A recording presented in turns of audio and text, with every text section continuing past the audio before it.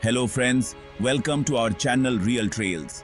मैं हूं आपका होस्ट सचिन और मेरा काम है अपनी कहानियों से आपकी रातों को खौफनाक बना देना। और इन्हीं कहानियों से जिंदगी के सबक मिलते हैं, क्योंकि सबको सब कुछ समझ नहीं आता और जब समझ आता है तब तक आपके साथ बहुत कुछ हो चुका होता है।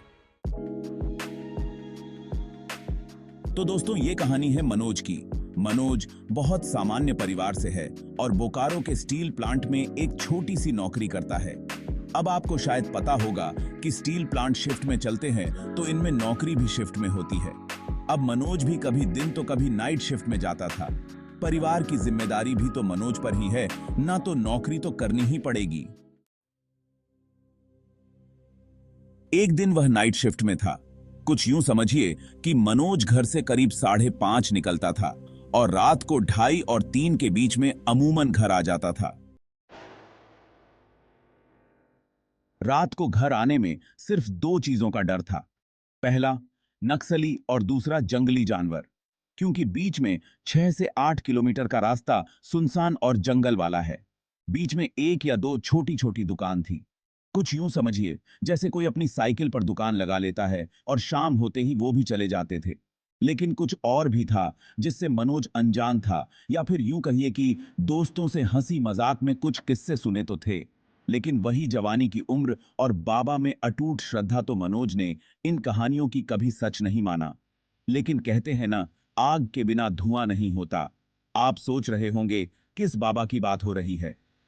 अरे, मैं बात कर रहा हूं अपने बालाजी महाराज की। दोस्तों, अगर आपने अभी तक हमारे चैनल को सब्सक्राइब और वीडियो को लाइक नहीं किया है तो प्लीज सब्सक्राइब एंड लाइक जरूर करें।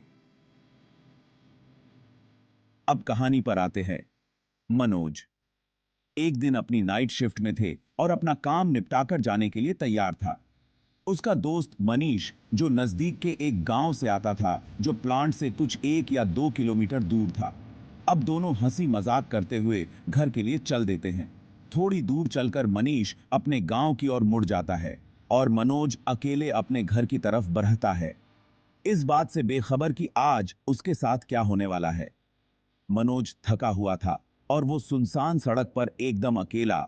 गांव के लोगों को पता होगा कि 8-9 बजे तक तो गांव में आधी रात हो जाती है। चलते चलते जंगल भी आ जाता है, लेकिन मनोज आने वाली मुसीबत से बेखबर था। कुछ दूर जंगल में चलने के बाद मनोज को ऐसा लगा जैसे कोई उसके साथ जंगल में चल रहा है। मनोज को लगा जंगली जानवर होगा और मनोज वहां से थोड़ा जल्दी निकलने लगा। फिर अचानक मनोज को ठंड लगने लगी।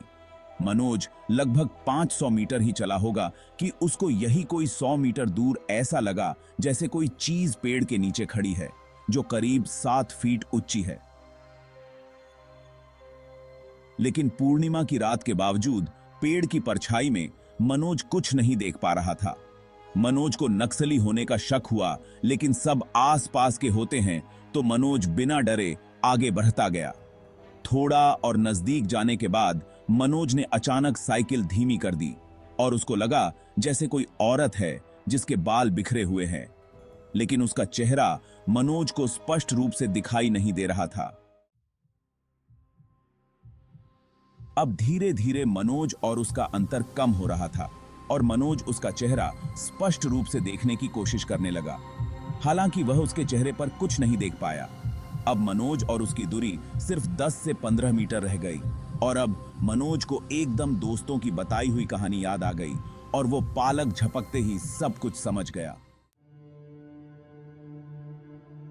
मनोज ने बताया उसने एक गंदी साड़ी जैसे सदियों से वही पहनी हो।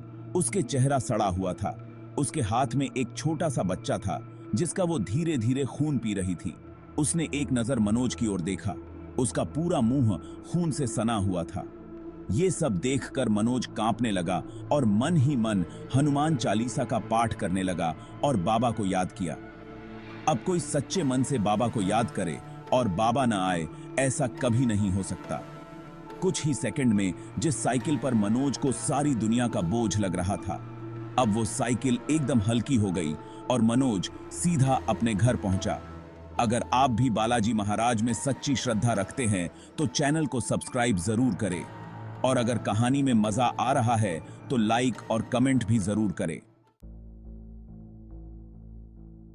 मनोज घर पहुंचा, लेकिन अगले दिन मनोज को बहुत तेज बुखार हो गया। मनोज ने सारी घटना अपने पिताजी को बताई।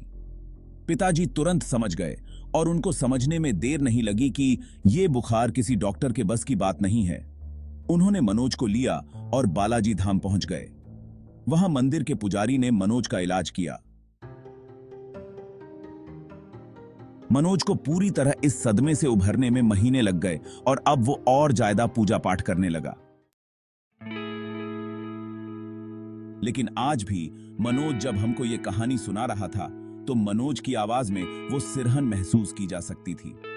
तो दोस्तों, कैसी लगी आपको ये कहानी? आप भी हमको अपने अनुभव उमरी गमिल आईडी पर शेयर कर सकते हैं। प्लीज हमारे चैनल को सब्सक्राइब करना न भूले, जिससे हमारी हर वीडियो आप तक तुरंत पहुंचे। मिलते हैं फिर किसी नई कहानी के साथ। अगर आप रात को सुन रहे हैं तो सोने से पहले 5 बार बालाजी महाराज को याद करें।